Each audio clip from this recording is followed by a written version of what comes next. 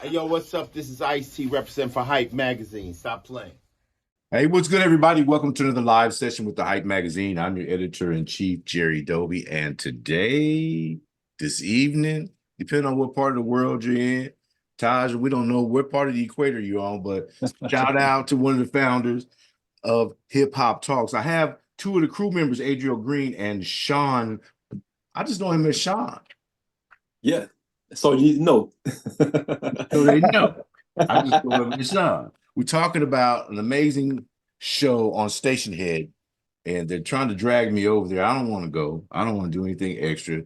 But the show is called Hip Hop Talks. You got subject matter experts on the topics of everything hip hop, and in particular, someone is whoever Nas related is very Nas centric. Very interesting crew. I had an opportunity to speak with them. Very honored. These young people and their energy and what they're contributing to the fabric of hip hop and music at all because of their show, considering the impact of hip hop globally. It was a huge honor to be with them and a huge honor to have you guys on the segment tonight. Adriel, Shawn, welcome. Appreciate you, man. We appreciate you, bro. All right. So 2020, Taj-Marie, who's not here, she's on vacation. Enjoy your vacation. And Yes. another man by the name of David Kim kicked it off in 2020 on Stationhead. Yes, sir. And now, Shawn, you came up next. No, Adriel, you came up next. And then I came up next. Yes, I came up next. Okay. Yes, sir. Now, thank you for your service, Shawn. We're not going to give his last government name. Thank you. You can get his known traveler number from his retirement card. He was a Marine. He did his thing, led some great people in places, wreaking havoc when necessary, and saving hides when possible. So we appreciate you. Thank you, Shawn, for your service, man. Thank you, sir. Thank you for yours as well. Thank you. Oh, I didn't do nothing. I had a little fun. You got a couple of medals out there. I seen your biography. I see what you got out there. I see those esteem awards. I see them. I got a little something. But you know what? For us, bro, look, for real talk, let's just tell the people what it really is. Them damn pieces of ribbon and metal don't mean nothing. Absolutely nothing. Except for 1/8 of an inch up from the top of the pocket and between the rows. You got to measure all that crap. Absolutely. Well, how come you're only wearing 3 rows? You measure this. Right. You get your little steel ruler out and you measure this and make sure it's centered. You want to go 15 rows deep. Go ahead. Absolutely. Then the cheaters go out and buy racks. And I was at one point I was a ceremonial soldier. So I worked at the National Cemetery. And there was no such thing as buying racks. No, you measure each and every one of those things. Every one. Yeah. Like, no, you do. As time progressed, it made it easier. They got the racks, and then they got some other things to help you measure it perfectly. Oh, yeah. Cheat codes. I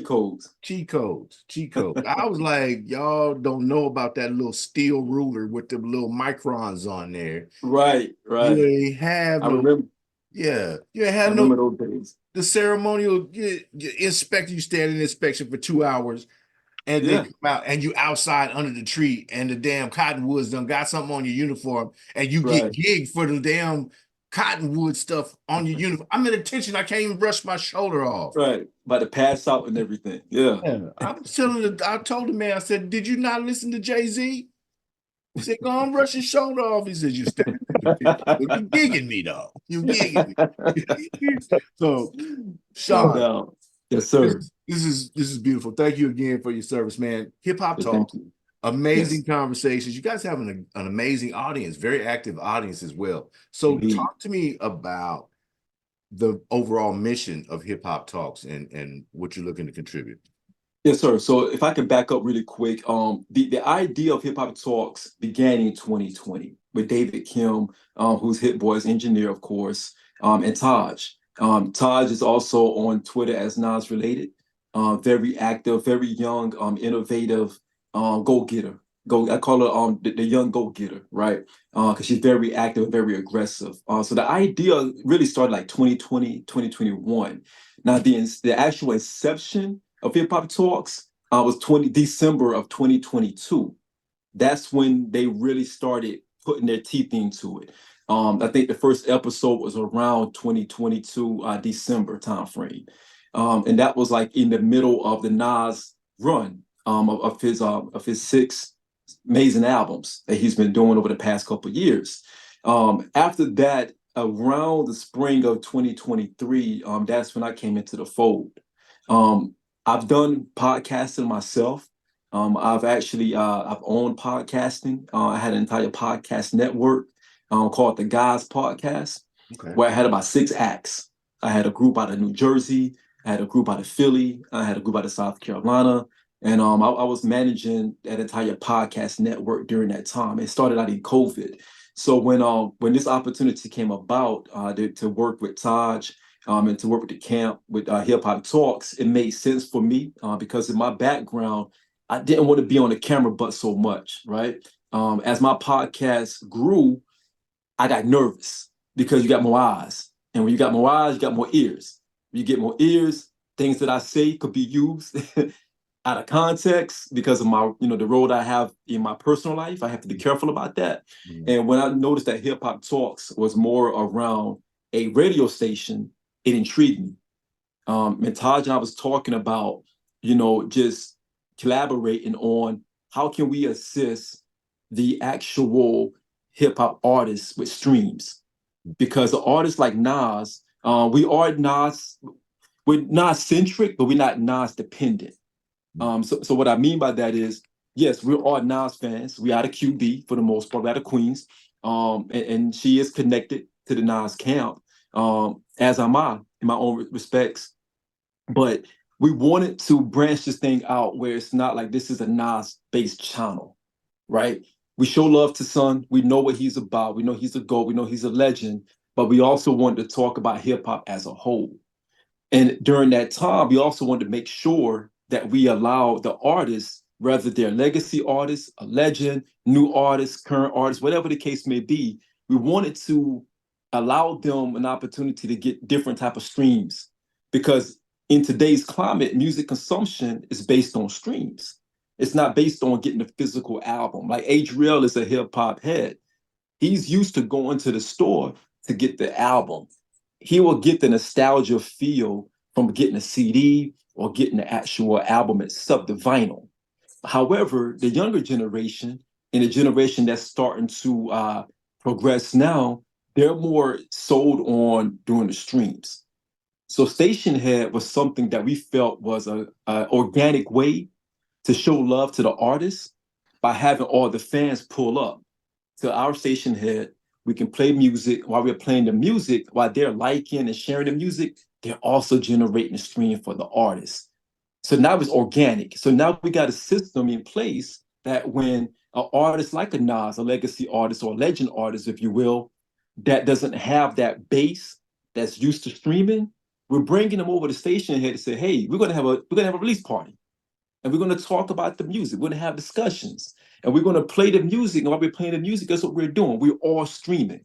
So the more people that come inside the room, the more streams that continues to go up for that particular artist.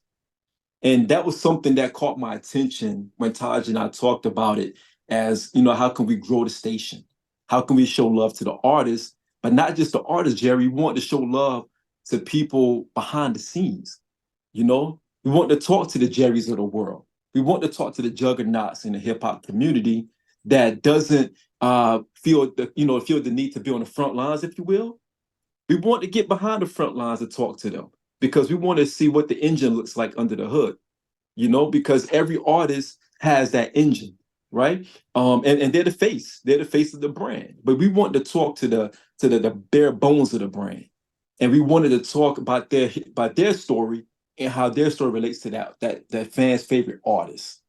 And that's something that we wanted to use as a foundational piece for Hip Hop Talks. Okay. It's a hell of a catalyst. You know what I mean? To build from. Indeed. One of the things that I did like is that in order to listen to music on the show, you have to connect the streaming service, either Spotify or Apple Music. Indeed. Apple pays a little bit more than Spotify, I think, so I use the Apple Music personally. I don't prefer one or the other, but I thought it was genius in that you can hear all the conversation you want. You can have the talks, and as soon as the music starts playing, if you don't have a music service, goes on mute. And Absolutely. That's fly. I'm like, you're not getting anything free here. You know what I mean? Other than a little conversation, Right.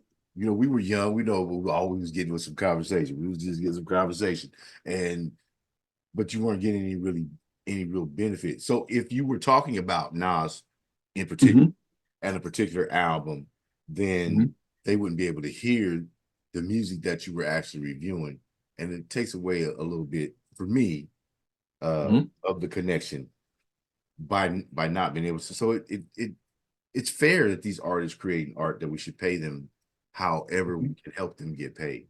And what is it? Spotify now, minimum 1,000 streams to get your first penny or whatever. Yes. So it's kind of crazy. Adriel, excuse me, Jerry. It should be noted that based on however many people are in the room, like, if we're hosting a show, and if it's 300 people in the room per se, then that counts as 300 streams for that particular artist all at once. So that's how the Stationhead works. Yeah. Good call out. HD for president say bow, bow, bow. What? that is fly. So three people in the chat, and you play the song, that's 300 streams. Just like that.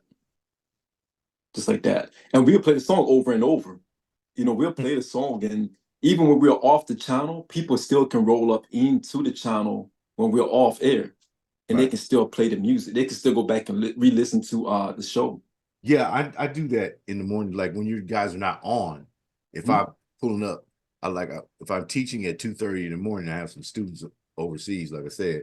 If I'm teaching and then in between class and then getting my family off to where they got to go, I will listen.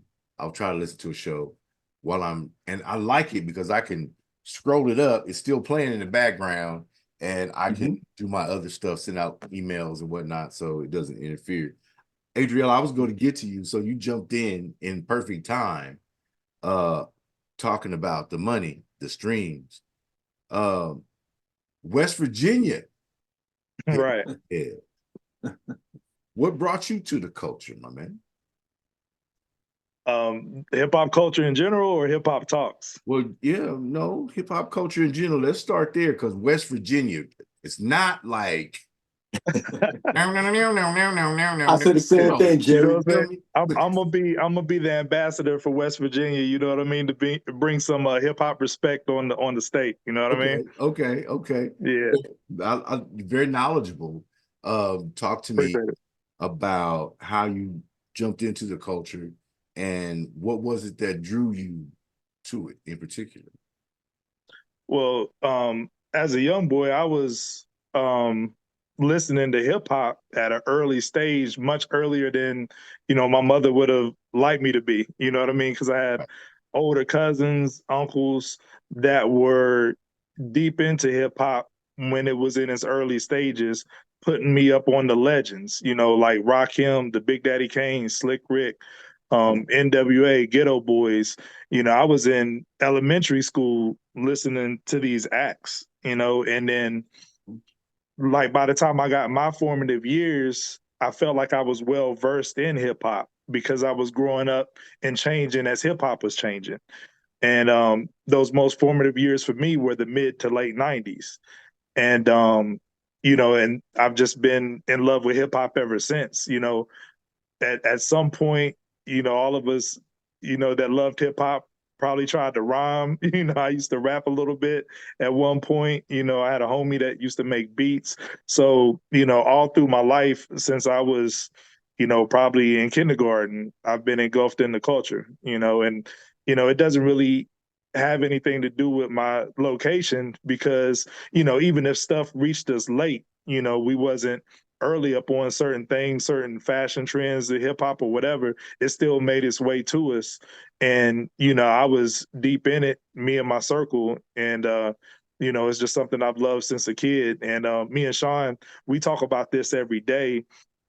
And I appreciate he always says my perspectives are interesting coming from somebody who doesn't have any biases towards any particular region. You got your West Coast heads, you got your East Coast heads, whether you be from New York or down south, Atlanta, where I set my flag in the ground, it's no really, hip hop artists representing from West Virginia.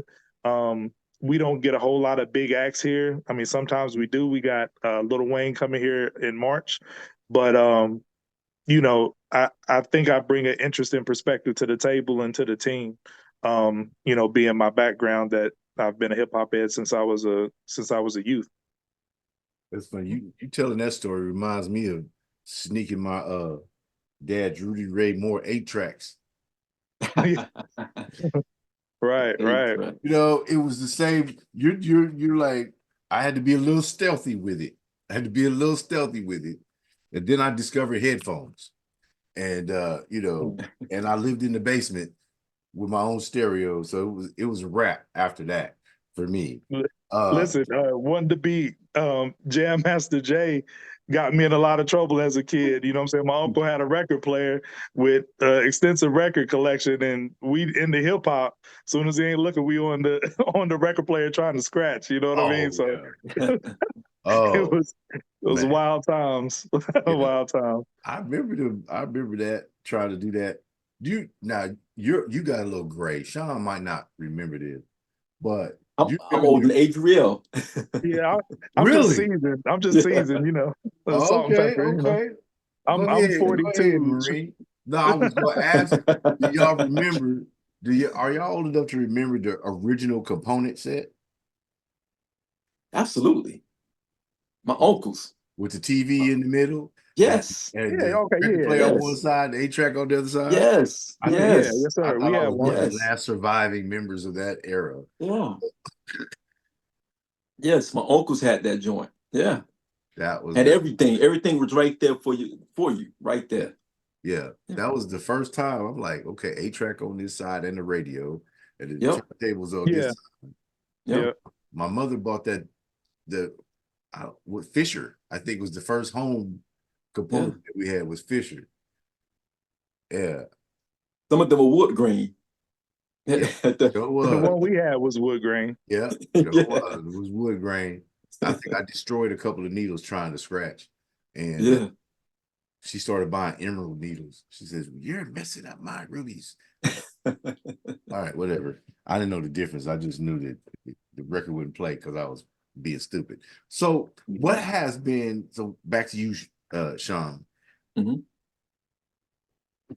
What was was there a defining moment for you that hip hop in general called to you? Man, I think it was, I was born in 1980. I was born, a few months after Rappers Delight charted, right? So, my OGs were my uncles who were B-boys. I had an uncle that was a break dancer. I had an uncle, God bless the dead, was a rapper. So I grew up in a household, my mother, had me at a young age. So my uncles were not that much far older than me, maybe 10, 15 years older than me, right? So I grew up around them, and they were introducing me to hip hop as a young boy. And I remember listening to Kurtis Blow for the first time as a young boy. And I was like, there was like a history lesson for me. Listening to Kurtis Blow, like, wow, I want to be Kurtis Blow. Just the simplicity of the rhyme, but just the confidence that he had. And back then, Kurtis Blow was the biggest rapper of our time back then. People don't talk about it enough, but Kurtis Blow was the one. I mean, that's why you think about what was it? Was it Crush Groove that he was in? Was it Crush Groove? I think it was Crush Groove. He was in Crush Groove. Yeah, and they built him as the one, because he was. You remember when the Run came out? Run was like the son of Kurtis Blow. Right. That's how ill Kurtis Blow was, because he was so respected. And again, me being a young boy listening to Curtis Blow, listening to basketball, listening to just, the hits that he had during that time, I wanted to be that. I wanted to be a rapper. I wanted to understand the culture because I was growing up around graffiti. I was growing up around breakdancing, pop locking. All those things were like going inside of me. Pause. It was like just part of my DNA, being able to be around that. I was telling Adriel about the Last Dragon movie with Bruce Leroy. All of that was hip hop culture. You're talking about Barry Gordon, first movie. All of these things I was exposed to as a young homie, right? And my elders at that time was saying like, "Oh, this is the right thing to do," because back then hip hop you weren't really cursing, it wasn't provocative, it was just showing skill.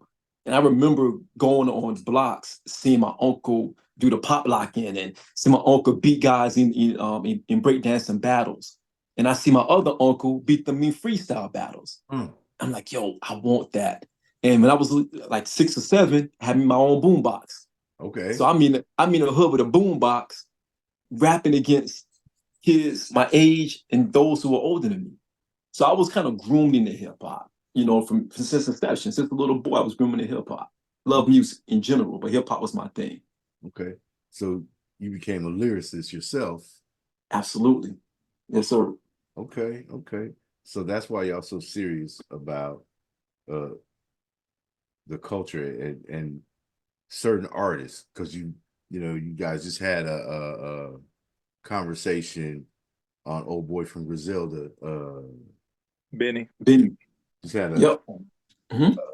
conversation about Benny, and I like him. They're different levels. You got bubblegum rap, and then you got we already had this conversation about my thoughts. This is about your thoughts. So I'm not gonna set you up though, promise. I gotta go back to Adriel. West Virginia, where you're from. Are you still there now? Yes, I'm based in West Virginia. Okay, bro. Born and raised here, and we got hoods in West Virginia too. So don't get it twisted. I'm sure. Everybody got a little piece of the game. Some of them go out backwards with that little piece of the game. But I was gonna ask you, and I was gonna be a little shady. I was gonna ask you, bro, when record store day come, where the hell do you go? Actually, that's an interesting story. Record Store Day came and it was an exclusive Nas release. And oh wow. Yeah. And it was the I Am vinyl, like a limited edition from the unreleased I Am bootleg. And I'm about an hour outside of Charleston, West Virginia. I don't know if you ever heard of it, but I had to go there, to cop the vinyl, and it was a big deal for like Nas fans to go pick it up. But we got a lot of record stores, fairly locally that we can go pick up those type of releases at. So okay, I live in a part of the country where there really aren't that many record stores and CDs, and I used to be a street teamer, so I liked going to the DJ pools back then where they had a lot of power. You could go sit with the DJ pools, and they always wanted doubles, of the vinyl. So driving around with cases of records and going to the record stores and putting them in there on consignment and things. I like vinyl as opposed to the CD. I like cassette tapes because it's analog. Yep. And then I like vinyl just for the warmth and the scratchiness. You know what I mean? I want to hear that. And I'm old. Okay, fine. I'm 60. And I just like things the way I like things. I don't like oatmeal, but I like my hip hop scratchy. Vinyl is trendy now. I started me a vinyl collection about a year ago. I'm up to about roughly 50 some vinyls. So I mean, it's back in. It's trendy. So I love it. Do you have I got a little something back here. I don't know if you can see it, but I got a little. Oh, I see. Yeah, yes, sir. Oh yeah, that's a nice setup right there. I have a little fun. Nice. I got a little fun, and I believe nice. my big speakers. I'll be running them out the house, bro. I'll be running them out the house. That's nice. That's dope. That's dope. That is dope. That set's almost 15 years old. Oh wow. I found it at a rent-a center. I'm like, what? I think it's, what is it? Sony. I said, Mm. multi-disc changers are going to go out the window. The same way laser discs went out. Yep. I said, those are going to go out the window. And I better get that. And then the big speakers, you can't, those are like 75 pounds each, Jack. And but you ain't gonna find them like that unless I go to Best Buy or Guitar Center or That's true. somewhere like that. So I saw early that I was gonna have something that would last me till I touch down for the final time. So I really love it. And then to be able to listen to multiples, what I really want though, you know what I really want? I want an old techniques. The one that you don't have to put the quarter on the needle, and then and let it That's run. a relic. That's a relic. Yeah. These damn arms these days are so light. A quarter, you need a 50-cent piece almost to put on the damn. Yeah. Put that pressure on it. Put the pressure on it. 45s or 12-inch. Yep. What is the most creative mix? I know that there's some DJs that only do 45s, but my homeboy is a DJ. That's all he only 45s. But it's kind of hard, isn't it? Considering some of the singles from the 12-inch that people are really working with didn't make the 45. But he's all about nostalgia. So he goes for the feeling. It's like a mental thing for him. Okay. It's like that's the only way I want to do it. That's how he feels. I love it. I like the music. Outside of Nas, I would love to know, because are you still in the Bronx right now? Did you go home to the Bronx after you retired? No. I live in South Carolina now. Okay. Yeah. Oh Lord, Fort Jackson. Are you? Oh Lord. Yeah. Jackson. Yes, sir. That was one of my last duty stations. I was on recruiting duty. Okay. And, I had that area. Yes. Okay. Yeah. I should have listened. I shouldn't have listened to my father. I should have waited. The Air Force guy, my father was Air Force, right? And so went to the recruiting station. The Air Force guys at lunch at, eating somewhere with a tablecloth and a real spoon and fork, right? And some china at lunch. And the Marine guy was eating out of the metal kit. Now I went in the 80s. So we still had the metal canteen, the metal kit, the metal mess kit. He's in it. And my father looked at him and says, there's no way you're going into the Marine Corps. Do you see what he's eating out of? You want to eat like that? I'm like, well, the Army ain't no better with their follow me, videos, be an infantry soldier. Right. Oh, that all you can be. Really pissed off with it. Do the honor country. These three words of the American, I'm like, oh shit, I'm gonna be all you can be. Yeah. Oh, this is before the be all you could be. In 1981, I went in. It was It was before the Army of One. It was before be all you could be. It was all about the duty, honor, country MacArthur speech. Duty, honor, country. These three words. And then they showed the infantry and the Rangers, and they were like, follow me. I'm like, there I go. You know what I mean? Right. And so when I came back in a break of service, it's really when hip hop was kicking off. I think I talked to you about my first time I ever heard Rapper's Delight. And where were you the first time when you heard it, Shawn? Man, it's crazy you asked that, because I remember vividly, like literally being in the living room with my uncles. And I remember one of my uncles told me, he said, this is hip hop. And I had another uncle who debated that, said, this is not hip hop, this is disco. And they had an argument about that. That was the first debate that I heard about hip hop, whether Rapper's Delight was disco or was it really hip hop? Because back then it was blended. Because remember, Rapper's Delight really came out in 79. Right. It didn't chart and didn't get, notice until like 80. Between 80 to 81, that's when it started catching on. but it was still coming through that weird disco era that we were going through, especially in New York. New York was really heavy into disco at that time. You had Studio 57. You had all of these different things going on, people dressing weird, all that androgyny was going on. It was just a weird time, right? And so it was like, we knew hip hop existed, but it wasn't defined.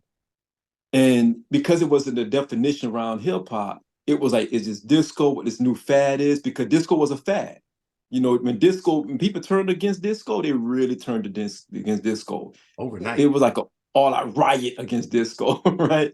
So Rapper's Delight kind of came on the heels of that. And I remember that was the first hip hop debate that I've heard. And I was like drawn, again, I'm a child. And I'm drawn into that debate. And I'm like, yo, this is crazy that they're having this conversation. I want to learn, I want to know, because back then in New York, also, you think about the 5% nation was coming up. Everything was knowledge born. So the more knowledge you had, the more you was more, dignified, right? So it was like, the one who possessed the knowledge is the one who has the righteousness. You know what I mean? So it was like, I was thirsty for that knowledge, and hip hop was that well that I wanted to draw from. So yeah, I think that was like my first introduction to true hip hop. What about you, Adriel? Well, Rapper's Delight, I remember the first time I encountered it was Soul Train Performance. Was the first time that I saw or heard the song, and I was immediately drawn to it as well. You know what I mean? But I was too young to compute what it was at the time. But this is, I'm like 4 years old, like listening to Michael Jackson. You know what I mean? I knew that Rapper's Delight sounded different, and it was definitely appealing, but I couldn't identify what it was per se. What was the next big impact for you, Adriel, musically? I mean, like in hip hop, the one that smacked you and like, yep, I'm on the right track. This is my stuff. Well, for me personally, like I said, I had older cousins put me on.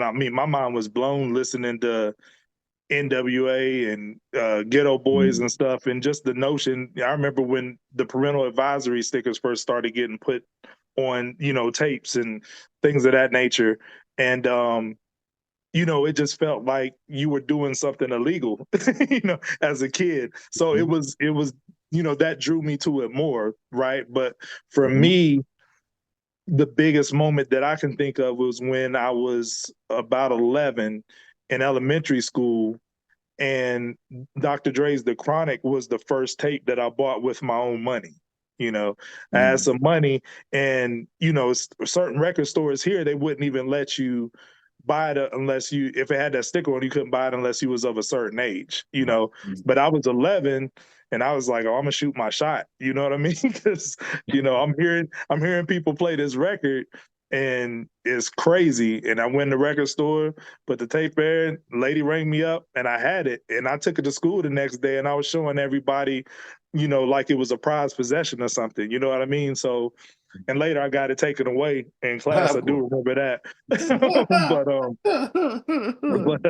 but that was a pivotal moment for me. Just the soundscape that Dr. Dre provided, and even though I listened to hip hop for a while years before that, that's when I knew that hip hop was something special and was going to be around for a long time. And then elaborating on that a little bit more, being able to recognize samples, because I'm listening to The Chronic, and my uncle was a Parliament fan, so he had all those Parliament records, and I'm just a little young kid, and I'm like, wait a minute, there's some familiarity to it. You know what I mean? So then being able to put two and two together, and then realize that hip hop was, one of the big things that it was brought in on was sampling the songs of yesteryear and creating something totally new from that. So that was a special moment for me. And since then, everybody has their list, right? So this is not a ranking thing. And for all you knuckleheads who are going to listen to this and say, well, why they didn't mention this and why they didn't mention that? the precursor, the disclaimer early on is that these are Nas heads. They're hip hop heads, but the show that they come from was Nas centric and expanded to others. So we're talking about people who dig serious lyrical missiles, metaphors, real bars, things that make you, Right. you know what I mean? So when I asked this question, top 3 benchmark albums for you at different levels of your life. Shawn the Marine, you started out with boom, boom, boom, but as your training and exposure experience made you more intense, once that marinated, where were you at and what benchmark album do you recall? Oh man, that's Jerry. That's a great question, man. That's a damn good question because Adriel and I, we spar a lot when we're talking about hip hop. And I think one of the things that we spar about is not just albums, but we spar about hip hop as a whole. And I think for me, I think about it's easy to go to the 90s because it's the golden era. I think it's easy to go there. Adriel and I, we are of that cloth of how can I put it, Adriel? Like we came up in the 80s, so we can appreciate the foundation before even got to the golden era of hip hop, right? And when I think about the albums that started me out, I don't get to the golden era before I had a chance to like really get into to LL Cool J. And when I think about LL, I remember, I'm Bad was one of the first raps that I remembered, that I recited. Absolutely. And then I Need Love was the next one. And it was the simplicity of what LL was spitting and just the ferociousness that he had behind his bars in, I'm Bad, and just the ballad of I Need Love. I remember writing down the lyrics to I Need Love and giving it to a young girl, accompanied by a Chico stick. Like, here's the Chico stick. Poem. Here's my poem with a Chico stick, right? I'm plagiarizing like crazy during this time too. So she didn't know, but I'm like just giving her the Chico stick and the LL verse. But I think I start with LL. And then when hip hop shook me up as I got into my most my most impressionable years, was probably when Into the Wu-Tang came out. Changed my life. When Into the Wu came out, I was like, who are these wild guys from Staten Island? Like, first of all, Staten Island is a place you just don't go to. And you don't hear a lot about, right? But who are these guys with talking this crazy shit and just got the kung fu flicks and everything? Because back then, and Jerry, you probably can appreciate this, back then, kung fu theater on Saturdays? Every Saturday. It was a must. You had to watch Kung Fu Flicks on a Saturday, right? You got a 2-piece. Yes. My nickname was Ho Yin Ja. Yes. And my favorite movie was the Ghostface Killer movie. Feel me? He going around killing everybody who killed him. So, and they sampled that. I'm like, what is going on? Blew my mind. So when Wu-Tang came out, to me, that was my introduction to the golden era of hip hop. I was 13 at that time when that came out. So I'm like, I'm soaking all of this in.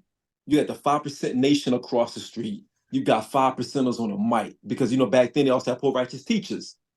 But Wu-Tang was really the catalyst. After LL, it was the Wu-Tang wave that took me by storm. Masters of the Flying Guillotine. Yes. Phenomenal movies. Bruh. And I'm not sponsored by Roku. All right. On Roku, they have a channel called Live TV. It's called the Hiya channel. It is kung fu movies 24 and some more. Yeah. Period. That's all they play. Martial arts movies. I absolutely love it. Adriel, holla Yes, at sir. out your benchmark albums.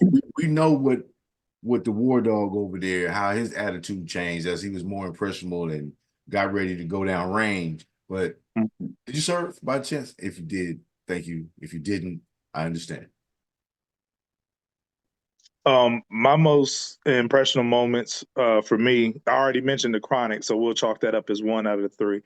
Um, the second, Nas has been my favorite rapper, and I thought he was the best since I was 13 when Illmatic came out, right? Before that, I was a big Ice Cube fan, big Scarface fan. And what I loved about Cube and then, rappers like Rakim, they were spitting, but it was always a message in there somewhere. So it's not only I'm listening to the music, the vibe, I'm listening intently as a youngster to see what message I can pull from what they're saying, and even if it's something that I couldn't wrap my head around at the time, I felt like I was being taught, because we're going to school, we're being taught one thing, but then we're getting taught how to survive in the streets by, these hip hop artists, you know what I'm saying? And frankly, I grew up in the hood. Yes, in West Virginia, I grew up in the hood. So you getting that street knowledge. But when Ice Cube was my favorite rapper, and he always had that message, Death Certificate, America's Most Wanted. But when I heard Illmatic, and this is almost a cliche thing to say, now because everybody has the same story, but when I heard Illmatic, I was just blown away. I was like, first the album cover is striking because, it's little kid pictures, but when you put it on, and he's painting. I had been to New York as a kid, but I'm not from New York like Shawn is. But the way that he painted the picture of New York on that album, I felt like I was there in real time. So that was a benchmark moment for me, and he became my favorite rapper from 1994 to present day. 30 years later. So that was big for me. But the other one I would have to say is Shawn mentioned the 36 Chambers, but for me, my other one would be Only Built for Cuban Links. Like that was, just the sounds that RZA provided on the production on that album was like nothing I had ever heard before. And it was crazy. And just, once again, the presentation of the album, having the tape, and it was purple. Like, me and my friends used to pass it around and just stare at it. Like, because it was just a crazy thing to have, it just stood out from everything else. And, crazy enough, I didn't own it when I first heard it. One of my friends let me borrow it on the bus of my Walkman, and we had to pretty much about fight to get it back. Like, you know what I mean? 'Cause I kept it.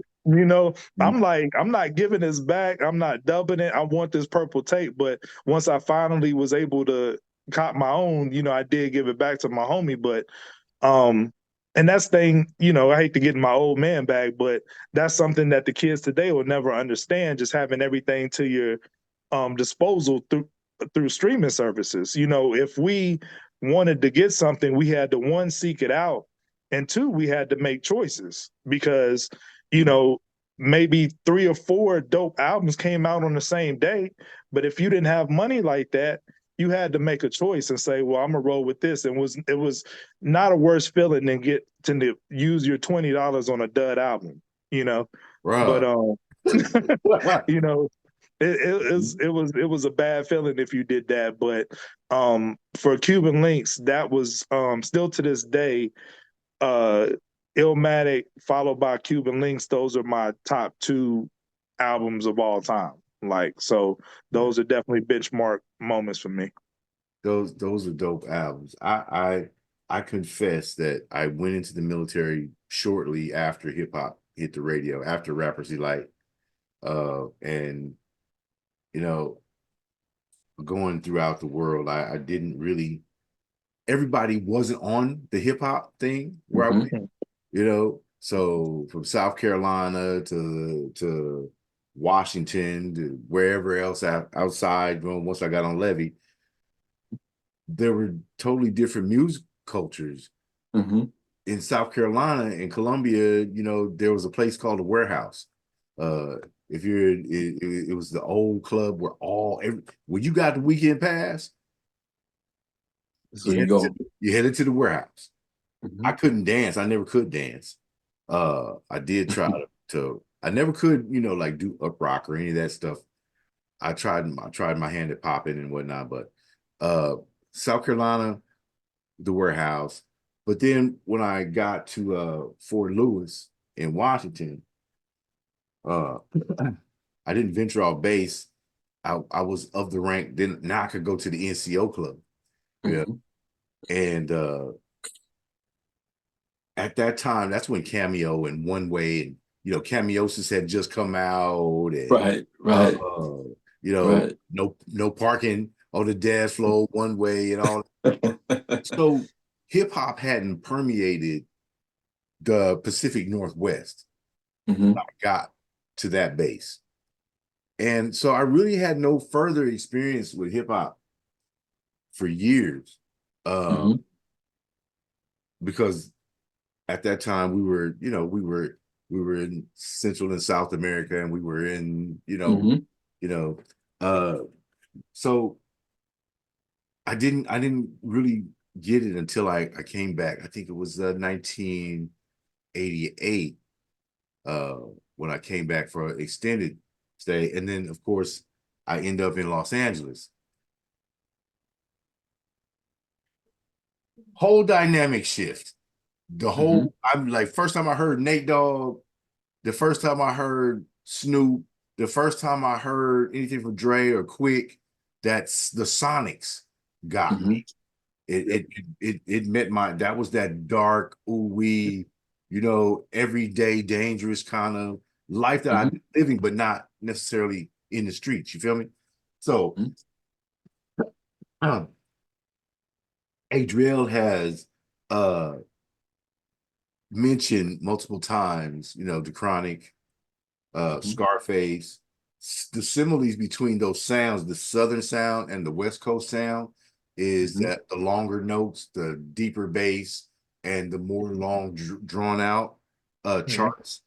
And then everything Shawn has said has been East Coast, Nas related, Wu, sharper notes, closer spacing, shorter timing, chopped delivery, as opposed to the long drawn out. So with West Virginia is kind of situated to the east. You're east of DC and Maryland and all that. Right. Northeast. Right. If we had to be a region, we'd be considered East Coast. East Coast. So right. I wanted to ask you being from that region, what was it about the West Coast sound and that Southern Houston sound that drew you more so than maybe what you were hearing from the East Coast? Why did that resonate for you so deeply? Now, Nas has that dark, slow as well. I'm sorry. I was just going to say the music bed that he works on is a little different. So what was it about the West Coast sound that captured your early attention? Like I said, I'm more regionless. So, I was listening to the Rakims and the Canes and, those of the world, but, MCs of that ilk, and everything that I had or was dubbed for me was provided, like I said, by older cousins and stuff. So what they listened to, I listened to. I mean, and it was like a balance for every, Scarface, there was Hammer, you know what I mean? So I was a little kid, listening to, that type stuff too, to have fun or whatever. But, what drew me to those sounds like, the Ghetto Boys and Scarface and the Ice Cubes, you're bringing up the production, but if I'm being honest, it wasn't necessarily the production. It was the people that were bringing forth the message, because Scarface in his voice and then Ice Cube and his voice, they're like natural orators, versus just straight up MCs. Like, the way they can, address a crowd and like draw you in with their voice and what they're saying. That's what I was like really drawn to. Like, you all are both from military backgrounds. It's like when those guys spoke, I felt like you needed to be at attention. Like, you know what I'm saying? So, Of course. yeah, so yeah, for sure. but Wow. at ease, That was soldier. wild. That was wild. But yeah, so I think it was that drew me to it, just them being like orators, and I just wanted to hear what they had to say, their message. And but then, like I said, when Nas came along in the mid 90s and, Wu-Tang, it was a more advanced rhyming style and lyrical palette, during that era, that was ushered in. Not that I, stopped being a fan of the other guys, but I could tell that, okay, things have been elevated a level that I hadn't seen before, except for the likes of a Rakim or somebody. Indeed. Okay. What about you, Shawn? I think for me, Jerry, I went through like 2 or 3 different maturation processes when it came to hip hop, because I was very East Coast centric. I appreciated what the West Coast was doing. I think when you got albums from Ice Cube when he first broke away from NWA, you got to appreciate Ice Cube, right? Because Ice Cube actually came to the East Coast, working with working with East Coast artists. He was out here with Public Enemy, right? So you had to appreciate that. And then you turn around and you get the Chronic. Sonically, it's totally different. You talk about 92 when you got something that just no one has heard before. And it just sonically just sounds so crisp, so sharp. And just their whole lifestyle to me was different. Then you got Doggy Style. So you had to appreciate those things. You had the G-Funk era that came through, and it came through like a big wave. And that's all you heard. No matter where you were from, you heard that everywhere. It was all over the radio. And for me, I think when I got into the military, I remember talking to this sergeant. He was from the Bronx. And we was at the chow hall at the table. And he put me to the side and he was like, yo, son, you got to respect everybody's culture and music. Because we were laughing at the guys who was from New Orleans when they were, talking about their rappers that they love. We were like, yo, the guys are trash, they whack. And he was like, nah, son, you got to appreciate everybody. And that resonated with me throughout my entire career. Because when he said that, I wasn't looking at it just from a hip hop perspective. I'm looking at it from just a cultural perspective, right? Because I wanted to understand why they gravitated to that music. I had guys in the military, and Jerry, you can attest to this. Being in the military, you meet guys from everywhere.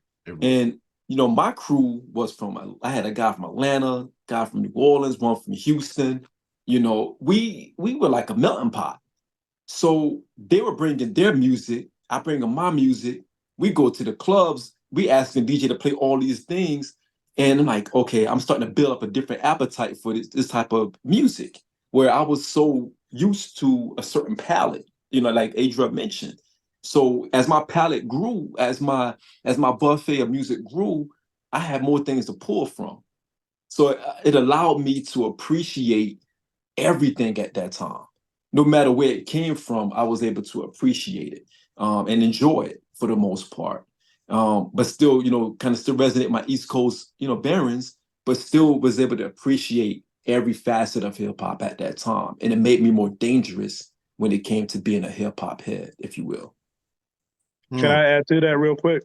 Come on, man. It's y'all show. Come on, let's go. You're on mute. You're on mute, bro. How you talking and you on mute? Right, man. We can't hear you. Hello. All right. But yeah, just to add to that, how I came about with Hip Hop Talks back in September of 23, Shawn like handpicked me out, if you will, because I was pretty active on Twitter, and then a few different podcasts, chiming in, giving my perspectives, giving my takes on certain hip hop, topics, and then speaking on these matters.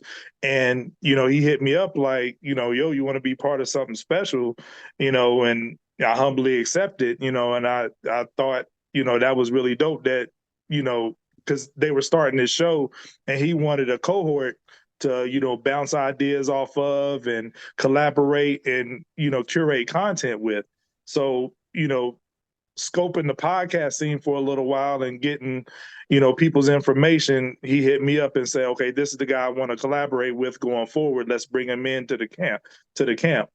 But I say that to say this, you know, once me and Shawn started building and he knew where I was from and knew my background, that never changed his respect for me as a hip hop head and my knowledge base. You know what I mean? Because when we have these hip hop discussions and these, no pun intended, these hip hop talks, he doesn't say like, "Oh man, you from West Virginia? Like, what do you know what I mean?" He, you know, to be honest, you know, when we're sparring, he, you know, keeps that respect 1,000%. You know, and it means a lot, you know, to me that my opinion is respected on that level. You know what I mean? Because like I said, I'm not from the boroughs of New York. You know what I mean? But I feel like when it comes to this hip hop thing, I know just as much as anybody else, and I can spar with anybody when it comes to it. You know, so I Absolutely. appreciate them bringing me Absolutely. on to the camp and then valuing my opinion from my background, because a lot of times, like you said, if your palette for music or people's different tastes and backgrounds and stuff like that is not a wide variety, if it's like narrow minded, then you just cheating yourself, you know. Absolutely, absolutely. And Jerry, with that even said, that's why Hip Hop Talks is so passionate to us. You've been on shows that we've had, because we have like we have a range of shows, right? Hip hop is the centerpiece to that, but we also have, you know, we have the soul sessions on Tuesdays. That's coming back up. You know, in the mornings we have like more of a light feel for people to get to work and things of that nature. We have on Wednesday nights, we have Low from Apple Music. Him and Taj, they have a show together where they're talking about different things of hip hop. And then Adriel and I come on and back end everything on our Thursday shows and sometimes Friday. But one of the things that, you know, I think, Jerry, you can appreciate being in the military and just being, you know, the stature that you have in the hip hop realm. We look at it like sparring in the synagogues. You know what I mean? When Adriel and I spar, it's really sharpening each other's sword. You know, we're talking, even when we're talking to the fans who taps into us, you know, we look at it like we're not the authority. Like we don't have, you know, we're not like the Greeks that say we got the logos, we have the word, this is it. There's no one that can challenge it. We're not saying that. We're saying bring your challenges, but be prepared because we're students and we're grandmaster students, right? And we're gonna cut your ass if you come the wrong way because we know our shit. Like there's not a realm or a region or a corner of hip hop that we don't have access to, that we don't know, right? You know, we got years of like really dialing in, and we bring that to Hip Hop Talks by saying, hey, we're going to tell stories about nostalgia, and we're going to let you guys understand, those who don't really know, that it started, you know, with magazines. Magazines played a huge part in hip hop. That's the only way we could have got out hip hop information, right? That's the only way. We didn't have social media. We can Google something or go on Twitter. We had to wait till the magazine come out. So what Adriel and I started doing was saying, you know what? No one in social media talks about the magazines as much as they should. They don't talk about Double XL, The Source, Hype, Vibe magazine, where they were actually critiquing music that gave us a roadmap to say, whether I'm gonna buy that album, I'm gonna buy that album, because they critique that album to the point where I may want to stay away from it. So a lot of our content is not like we're rehashing old stuff or we're trying to recreate something. What we're doing is, you know, we kind of living vicariously through those magazines, and we're paying homage to the hype magazines, to the double XLs, and we're bringing that to the forefront to say, hey, back in 2001, this is what was going on. We had the paperwork to prove that. We had the quantifiable facts to prove everything that we're talking about and everything that we're discussing. And I think that's the beauty of Hip Hop Talks, because any podcast can go on there and give their opinion on music, but they all can't play the music. They can't all play the music in real time. They can't take away their emotion from the logic. We're bringing more of the logic, and we're putting a sprinkle a little bit of emotion because that has some passion behind it. But we're bringing more logic to the table to say, look, this is what it is, challenge me on it and let's debate it.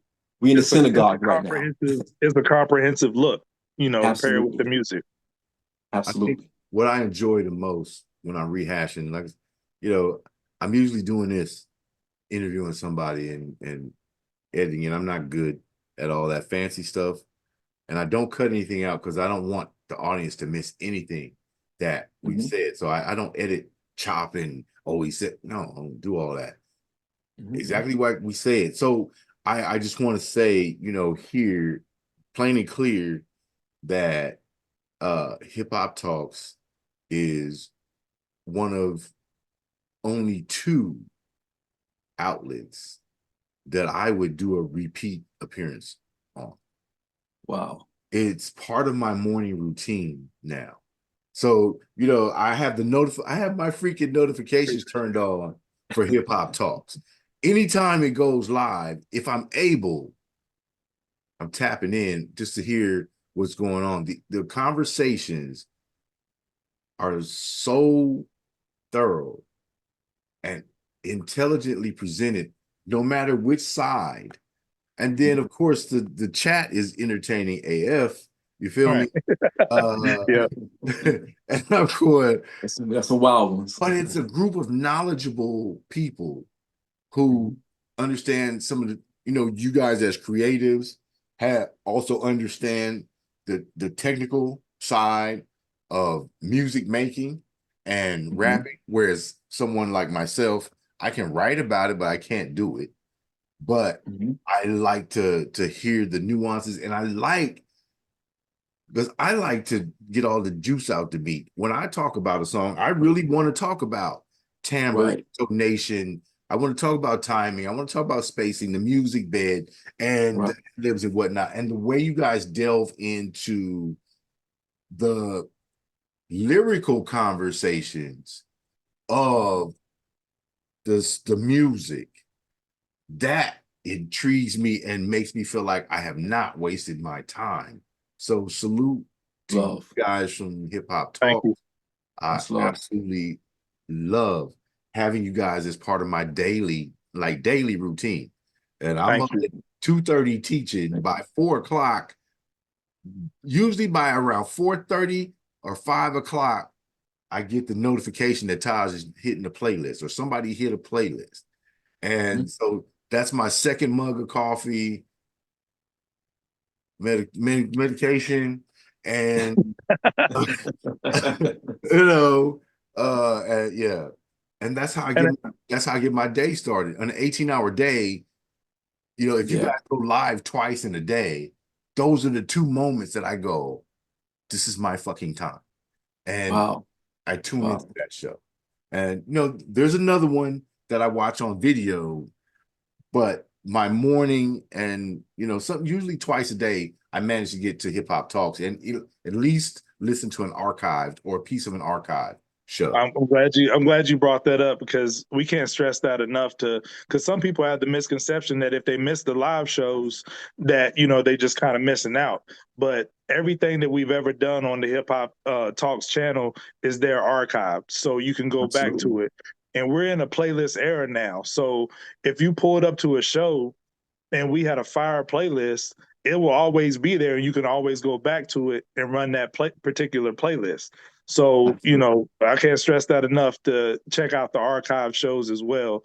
And having the music on our side during our show, that's our ace in the hole right there, because it brings about the dialogue and the conversation. Because if we're having a debate about a particular song, we can say, okay, let's put the song on, and then afterwards let's talk about it, you know, in real time. So I think that's one of the benefits of our platform. So we hope the people out here, you know, download Stationhead and pull up to our show. It won't charge you a thing.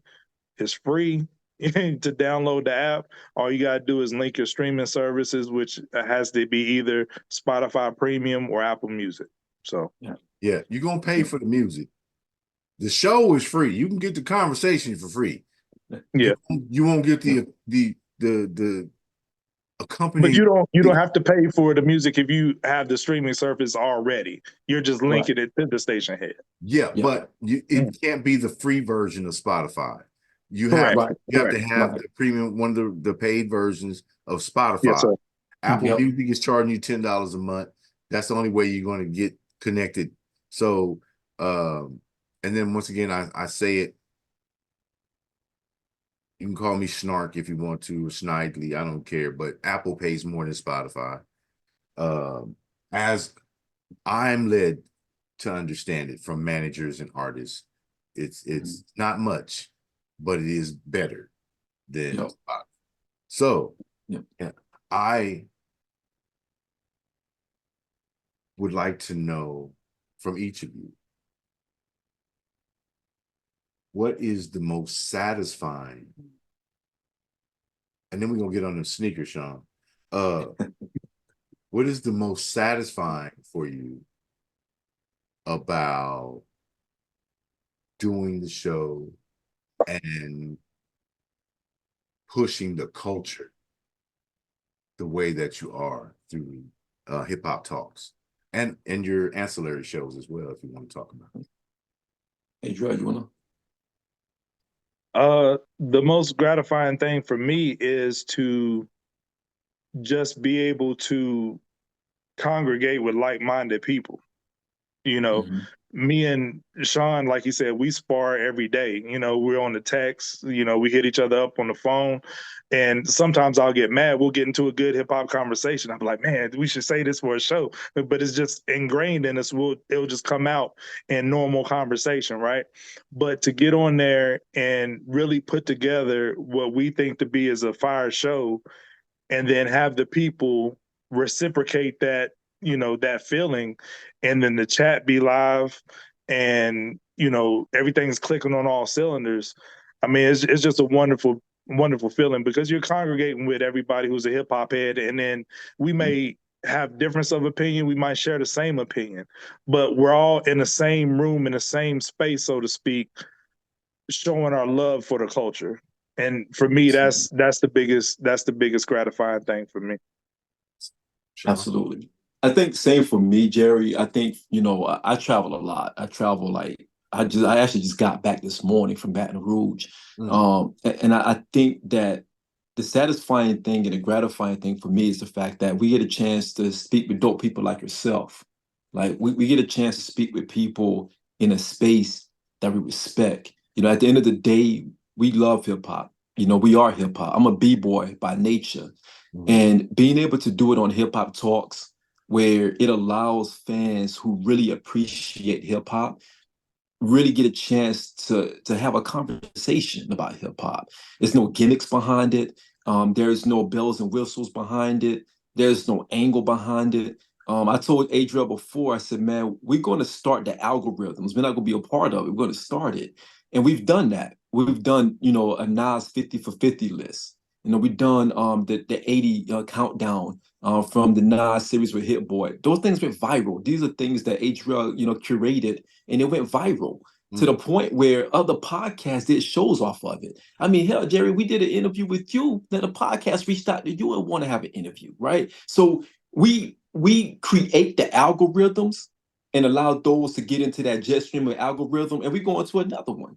And I think, to me, that helps us push the envelope, because we literally have only scratched the surface. We haven't even got into our bag. That's the scary part. That's the scary part. We have a deep bag of material right now that can take us through 2025 easily, that we haven't even touched yet. And this crazy thing about it is, Jerry, the fact that I don't think you understand how honored we are to even have this conversation with you, because from afar, we know what you are about. We know your accolades. We know your worth. We know your weight. You don't have to rock with us like that. But the fact that you have pulled up in the mornings on your busy schedule to the point where, you know, I think, Adriel, we talk behind the scenes with us, and I want Jerry to be a mentor, because this guy has seen it and done it. And we want to make sure that we're still on the right path, because there are things that we want to continue to do and grow the brand, because we've had some distinguished guests. You know, we had Baby Paul, someone who's worked with Nas. You know, we've had Low, who worked with Apple. We've had Armin. We had artists like that who pulled up. We had David Kim put up on the night of Nas' release to show love. So we're doing things at a higher clip than most of these established podcasts are doing. And we're telling those podcasters like, yo, we got the real dope over here. It ain't been stepped on, right? Come rock with us. We got you. If you need some content, we got you. So we're trying to be a hub for media for everyone, right? We were able to interview a artist this afternoon named Indica. She's an independent artist and putting her on game. Her and Taj did a great interview today. Taj is putting her on game on how to stream. So we're not just interviewing people, we're putting them on game. We're teaching them things that they may not have access to, right? Because we have smart people in the room. We have a lot of people, our fans, very smart. They have different backgrounds. So we're putting them on, we're giving them awareness, education, and we're putting them on game while we're streaming their music. Why not mess with us in that regard? I was educated on every conversation I listen to. I'm not searching for anything specific, but in my field, you get quotes and have conversations with subject matter experts. When you're talking about specific albums and Adriel's putting out specific albums, here's the dates, and you can even talk about who had the most crazy liner notes or whatever. You know what I mean? So having subject matter experts like that to have conversations with and be educated by, because I have missing sections of time in the journey, you know what I mean? Doesn't stop my love for it, but to be able to sit at you guys' feet and learn about this part of the culture, you know what I mean? The knowledge part is key. The education, they don't call it education in the tenets. They call it knowledge, right? Doing the knowledge. And to be able to sit here and learn from these young lions and lionesses that are on this program, Hip Hop Talks on Stationhead, bro, for me, that's like the class I would pay for, which that's a lot of value because I'm an asshole. And, I really am. I'm a Gemini with all 36 of me, and we confused as hell. I read the bio. I know what you are, man. I know what that medal. Hey, you don't get that medal that you got for no reason. All right, you don't get that president's medal for no reason. Oh man, look, I'm just a guy. I'm the guy that you could take fishing, and we can have that conversation. And your secrets, I'm really gonna die with it. You feel me? Like, absolutely. But to be able to just sit down, have my blue flavored Kool-Aid, some Zuzus and Wham Whams, and chill and let y'all teach.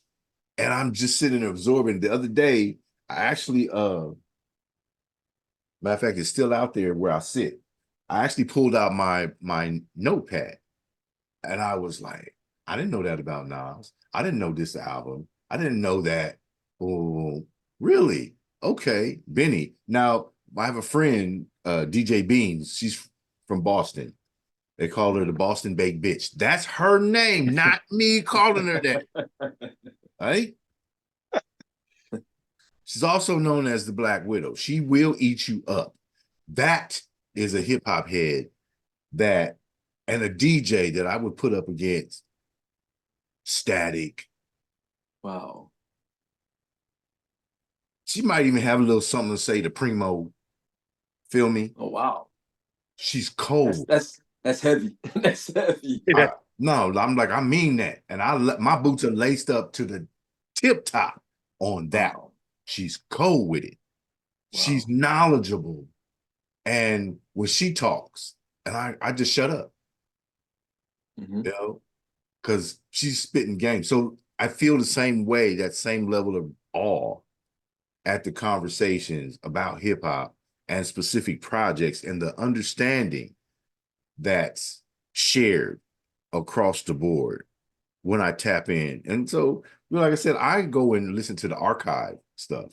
And I haven't been able to listen to everything. And sometimes I can only get through 20 minutes. Mm-hmm.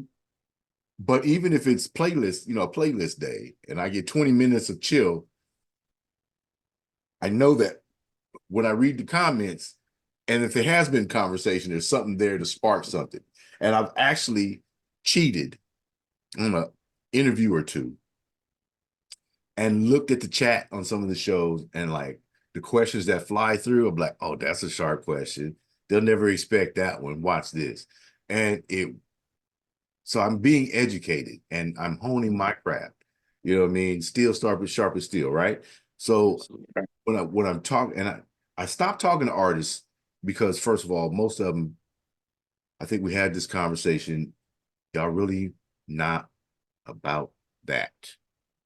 Right. At age 60, I'll still get it in. You know what I mean? But right. Crybabies. Yo. Anyway, hip hop education. People who don't know what they're talking about need to be quiet. Go to the youngsters.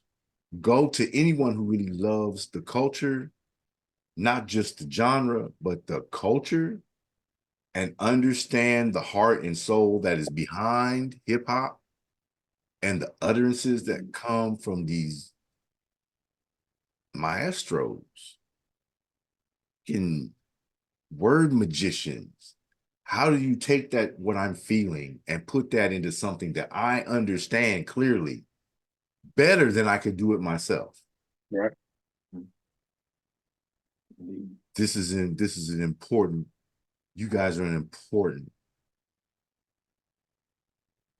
hub for now. For that. I will do everything I can to support. Thank you. Thank you for that. And I was shocked that I got a second interview request right behind coming off of Hip Hop Talks. So people are paying attention to the show. We're not surprised. Well, I heard, I didn't know y'all's weight. I didn't know y'all's weight like that. Hey, trust me, Jerry. We ain't lean on them yet. They ain't see, hey, if they think this is heavy, yo, I'm just saying. Yeah. They look, it's a beautiful thing. Y'all got weight. Y'all pull. I'm like, nobody wants to talk to me about hip hop. I can talk about media all day, but there's no way. If they invited me to be on a panel with y'all, I'm not doing that shit. No, we'd be glad to have you. No, we'd be glad to have you. Not gonna talk hip hop with y'all sitting there. I'm gonna shut up and sit in the front row talking about. No, look at them young lions go. Teach y'all. You'll be fine. You'll be fine. I'm gonna be quiet is what I'm gonna do. That's high praise right there. That's high praise. Absolutely. Man, is there anything, let's kick it off with you, Adriel. Is there anything over the time and the period that you've been, doing the show or interested in even maybe doing podcasting, some sort of journalism? And as you talked with other media outlets, is there anything that we as journalists have missed for you that we have failed to ask you that you might want to address as a hip hop head? That's a good question. That's a really good question.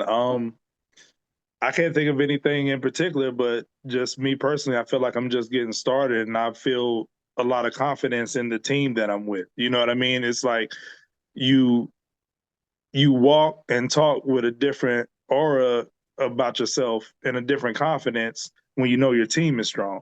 And like, Shawn said, we got enough material to carry us through 2025. We got a slate planned out, for the next few months. So I just feel like, if you're just now getting to know me from, popping up here, there, or on the Hip Hop Talk Show in general, then just get familiar because we're gonna be around for a while.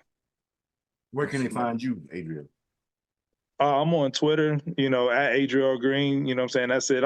I'll drop in and give some takes every now and then. I ain't crazy, on the Twitter. I'll chime in every now and then, but mostly, just pulling up, to the Hip Hop Talk Show. That's where you can find me. Like Shawn say, we try to curate a lot of dope content for our viewership and listeners. So, and that's something that I'm passionate about. Like, a lot of times, the fans love the show, but they don't see the behind the scenes work that goes into it. A lot of times the shows that do air, some of them do, some of them don't. We scrap some dope ideas sometimes, but the ones that do air, me and Shawn might have been building on that behind the scenes for, weeks at a time. You know what I mean? And just like really fine tuning and crafting this thing because we're not just putting together BS playlists. We want our playlist to tell a story. We want our playlist to navigate where we go with the conversation. You know what I mean? And we have a landscape of different topics that might not tell you the full story in just one show. It's going to link to another show that's going to link to another show, and then you get the full picture. You know what I mean? So just be on the lookout for us, and you'll see what it is that me and Shawn are talking about because we got a lot of things to come in 2024. Forward to it. I'm here to support. Shawn, same question to you. You don't have to worry about the PIO saying you can't say something. I think for me, Jared, same thing with Adriel. AG and I we collaborate a lot. I think the team is well rounded. Taj is a bulldog. She goes out there, she makes great connections, and she get the who's who of hip hop, to come rock with us. And again, what we're doing is a little bit clandestine, if you think about it, in comparison to podcasting, because people are so used to consuming a visual aid. They're seeing people on the camera, and they'll gravitate to that like a moth to a light, to a flame. Whereas we're on Stationhead. We're saying, come on, Stationhead. If you have Apple or Spotify, that'll be your conduit to Stationhead as well. So it's a slower burn, if you will. But to me, it's gratifying for the fan when you can come to a place, even on our Discord. We have a Hip Hop Talks Discord that is active all day long, like going at it all day long. And I think that is a portion, that's an extension of us, right? We working on a website. We would love to get your opinion on this website. I will email you that if you don't mind, because we would love to get your intake on this website that we are building as well, because there are things that we try to be as ubiquitous to the audience as much as possible. We want to be everywhere as much as possible. And while we're doing that, Jerry, we also want to build this thing out to like where it's more like a conglomerate, where we're not a podcast. We don't consider ourselves a podcast. We're not in the podcast space. We're not trying to, right. And we're not trying to compete with a podcast or anything like that. However, we would love to collaborate with those who are like-minded, those who want to get in the synagogue with us, those who want to spar with us. If you want to get beat, yeah, we can hand out some lashing, right? But it's all in great fun. It's all in great jest, because hip hop should be discussed on that level. And as a journalist, I don't think that we see that enough. I don't think we see enough healthy conversations around hip hop, right? We see a lot of clickbait. We see a lot of biased opinions that doesn't have quantifiable facts or evidence to prove their case. So what we do, we can give you timelines, we can give you dates, we can give you numbers, whatever you need, we got it. And all we're saying is, let's educate each other. Let's have these conversations about hip hop, because hip hop is 50 years now, right? 50 years and running. This is the time to build it up the right way and not be so segregated and be bound by just our own biased opinions. accept each other's opinions, and let's have a little sparring contest to see who comes out the victor. So that's why I look at it for myself at Hip Hop Talks. I love it. Two MCs on the corner going, that ain't nobody doing nothing but exchanging ideas and braggadocio. They telling their side of the story. You feel me? That's it. That's a football game that crowds will gather to see for free because two lyrical wizards who may not have degrees in English, may not have passed an English class. Absolutely. But they know how to articulate and get the details and the dressing of a story, slap it on the plate for a masterful presentation. And we just see who plates what the best. And then the metaphors and the storytelling, that's the meat and potatoes. Mm-hmm. Who cooked the best 5-minute steak? Holla at me. Did you marinate it? No, you ain't marinated. You just made that one up. But you cold enough to pull that off on the fly, right? Right. Absolutely. Freestyle off the dome. Off the dome. That's freestyle. That bullshit, y'all writing down lyrics ain't no freestyle. Right. That's for somebody who doesn't make music. So I understand I have an unqualified opinion in that aspect. But for me, when I saw people freestyle, it was somebody said something slick, something clever, said, "Oh, you want it? You can get it." And then it was it was tailor-made. It was tailor-made on the spot. Kind of like somebody seeing somebody from another breakdancing crew and it's on site. Yeah. And I'm carrying my cardboard. We finna get it in. Absolutely. That's hip-hop. That's hip-hop. All that other.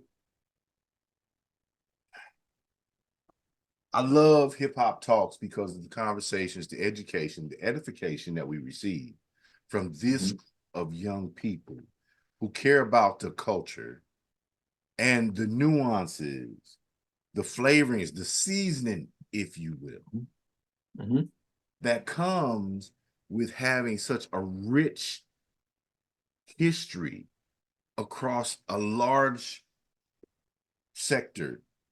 Indeed. Of America from the birthplace. Shout out Rocky Bucano and Hip Hop Museum, the Universal Hip Hop Museum down there in Bronx doing their thing. They're open now. They have some exhibits open. If you get to New York, the Statue of Liberty you could see on the drive across the bridge coming in from Jersey, across the bridge. Don't miss the exit, because if you miss the exit off that bridge, you're going to be stuck going into Manhattan at the bottom of the bridge, having to go to the bathroom, and you can't go nowhere. Stuck at the red light at the end of the bridge, coming across out of Jersey. I was hot. Luckily, I've been stuck there before. It's not fun. Shout out Gatorade. The wide mouth bottles. No, that's crazy. That's real. Wow. It happened to me, bro. I ain't lying, bro. I was stuck at the red light. Coming off the bridge. I looked up to the right.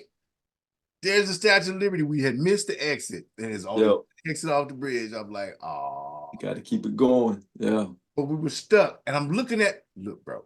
There's a gas station less. I could have walked to the gas station faster than I could have drove to that sucker. I was stuck at the red light at the bridge, just trying to get off the bridge to the bathroom. I'm like, I know I got a Gatorade bottle up in here.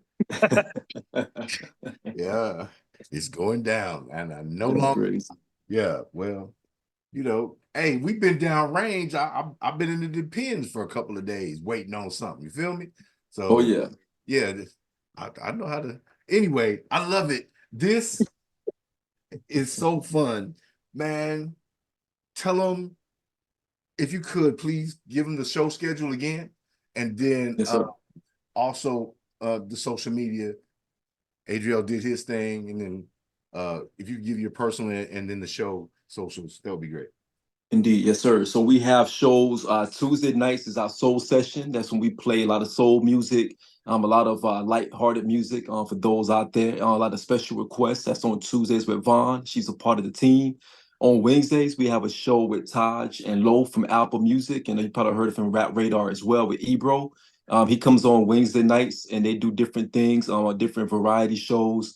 They talk about skip or play, where they play music, and you skip or you play it, from different eras into the current.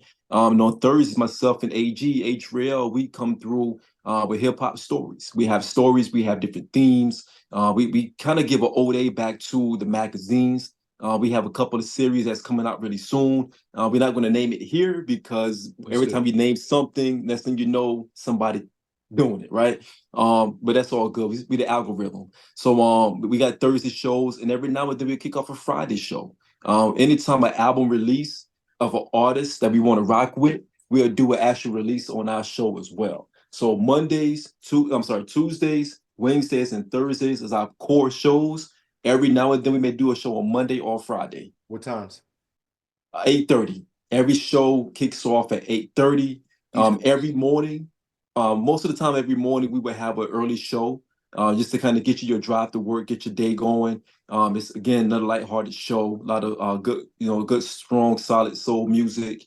Nothing too heavy, just something to kind of get the blood flowing in the mornings. And we do that early in the mornings as well. That's with Taj, and also a legacy guy, Adriel's son. We gotta get a generation, teach the youth, teach the truth to the young Black youth. So, the Hip Hop Talks Youth Division is going down. Youth division. Yes, all times Eastern, by the way. All times Eastern. He's 16. He's done clout chased his way on to headlining a couple shows and stuff with his playlist. But I'm proud of him. Shout out to my son. Love you, boy. He boyguarded his way. He kind of came through the window, through the back window, boyguarded his way and all. He's his father's child for real. We had a theme song about people like that. You might remember it from Tidy T. A batter ram. Just kick down the door. You know what though? Hip hop has done that, I think, in a manner that obviously no one saw coming. Facts. When it broke out on commercial radio with Rapper's Delight, shout out Sylvia and team. Yep. There's entire Sugar Hill team and Mike. Don't worry, I'm gonna get your interview up, bro. I got you. To Greg Mack from 1580 K-Day breaking out first Eazy-E song. Boys in the Hood straight from the studio on tape to 1580 K-Day, which was the hip hop's it was the urban station on AM in Los Angeles. And Greg Mack Attack Mac, who created the Mix Master show and the Mix Master DJs, which we have a lot of them, namely Battle Cat is one of the biggest ones that I remember. Dr. Dre was there for a minute, but he was an official Mix Master. But Greg Mack took, so that was the West Coast. And then the next thing I heard, I heard the Ghetto Boys. I didn't know they were from Texas, but I just heard that song and that voice. Come on, Face got on there. I'm going, hey, now this is a whole different level. Then of course, UGK, salute, rest in peace, Pimp C. You know what I mean? DJ Screw, Screwed Up Click, rest in peace. DJ Screw. I used to run in between breaks and service. I used to run a national street team. We actually drove the country through all of these markets and felt the culture of hip hop as it was presented coast to coast in the middle of the map. You know what I mean? And I didn't get up north, to the motherland. I didn't get up north early on. And it was just something to make a little bread because they knew I wasn't going to get robbed of no CDs and merchandise going across the country. Right. Just not happening. If it does happen, it's because I'm laid out somewhere, but we got, you know, the artists where we need to go, the material where we need to go, and to be able to experience those parts of the hip hop experience as they were laid out regionally. You No know, it's doubt. crazy because I'd be in Tempe, Arizona, and then just down the road on the 10 is Las Cruces, New Mexico. You know what I mean? Or Alamogordo, actually. You go through Alamogordo, Las Cruces, then El Paso to the border. But just in that 150 miles between Arizona and New Mexico, making the stops at the record stores at that time, it was still Warehouse Records and, you know, all that, right? So making those stops and getting the feel and going to the mom and pop stores and to go to the Mexican music stores, and they want Rapid Forte, they want, you know, the Kid Frost, they want, I'm like, the only rapper I have, the, well, the only two rappers that I was working with, Frost and Rapid Forte. To know that the Bay Area music had gone all the way to Houston, Right. you know, with Mac Dre and them being heroes and whatnot, and then, Right. but not hearing about, and me being from where I'm at, me knowing about Big L, but them not knowing about Big L in the Central Coast. You know what I mean? And only the more serious heads, like that come out of Project Blow and, you know, Rhyme Syndicate and all that, Rhyme Sayers, they knew about the East Coast legends that were walking around, the gods that were floating around on the streets of New York State. You know what I mean? To just feel that energy and to get the education, then to come, you know, to a place that I feel like is a home for me online, which is Hip Hop Talks.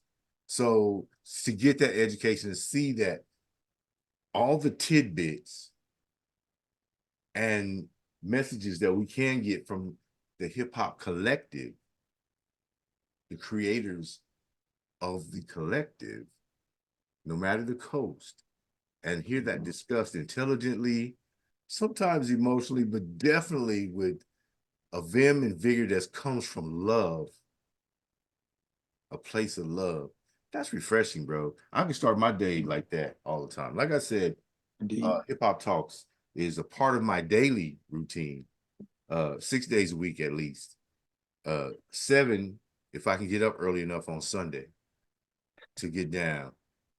Usually Sunday, I want to sleep till 8 because I don't have no students. You know what I mean? Like, Exactly. So I want to sleep till 8. But every day, at some point, Hip Hop Talks, and I talk back. Appreciate that. That's love. Appreciate That's you. love, sir. All right. Is there, Shawn, I didn't ask you, is there anything you wanted to cover, my brother, that may have neglected?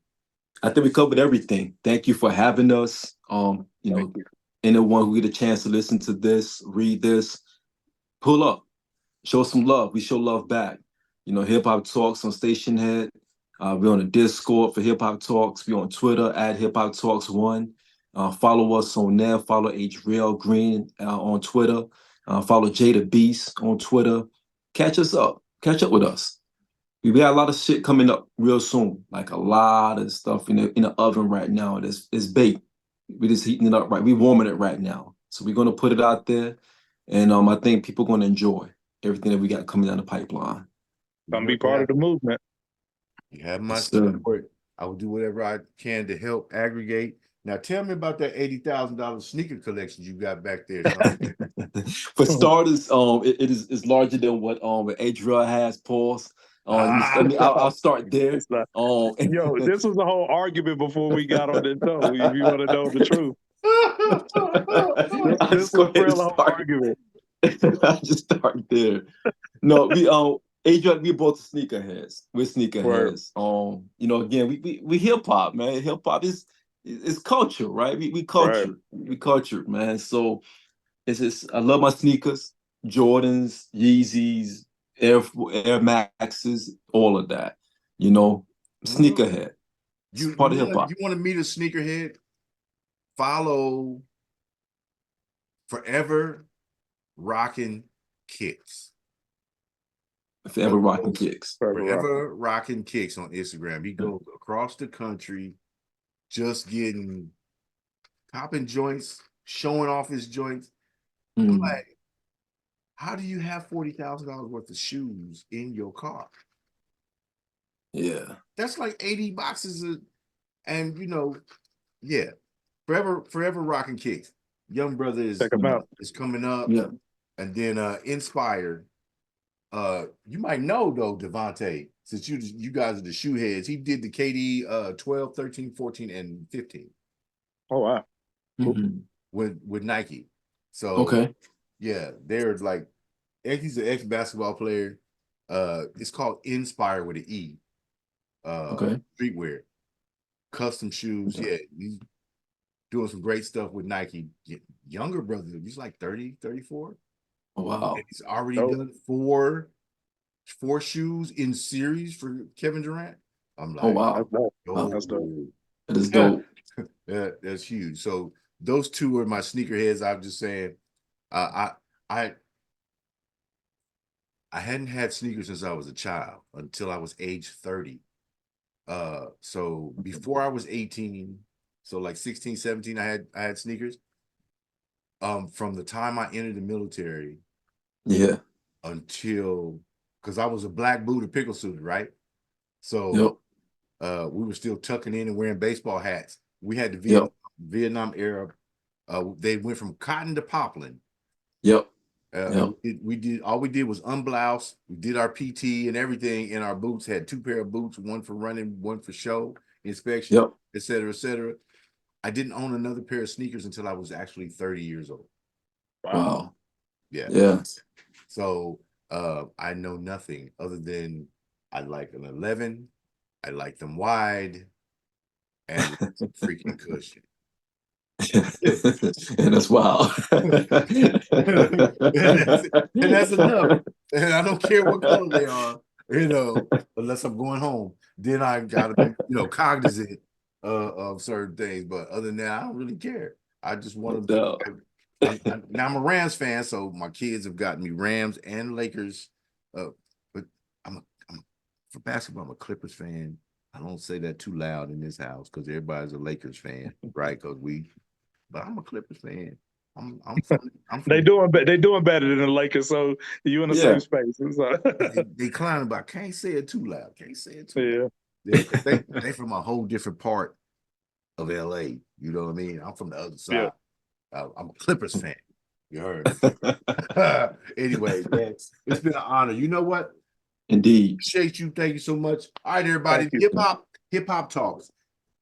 Yes, one sir. of my favorite shows. It's part of my day. Every day. Stationhead. Go get the app. It's available on iOS and Android.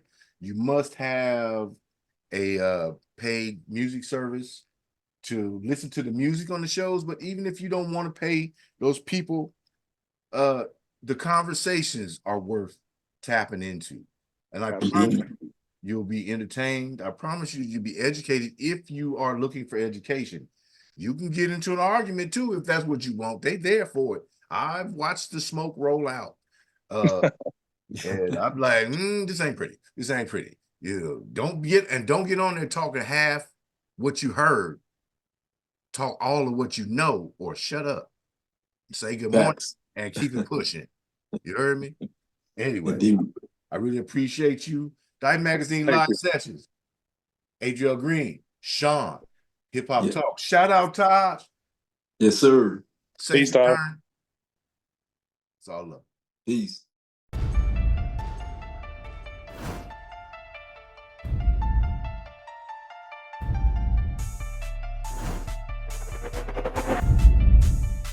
As an artist, we should reflect the time. Why you so talented? Cause I'm black. Why you so amazing? Cause I'm black. It's really important that we build characters so that people understand their story matters. 2 Chainz and I both are just really into good food. And when you know you are royalty, you will only aim in life to be royalty. We're doing it right now. I I don't give a damn what they say about me. Yes, I called your ass out. I know I shouldn't be saying this kind of. Shout out to Hype Magazine Network. Shout out to the Hype Magazine Network.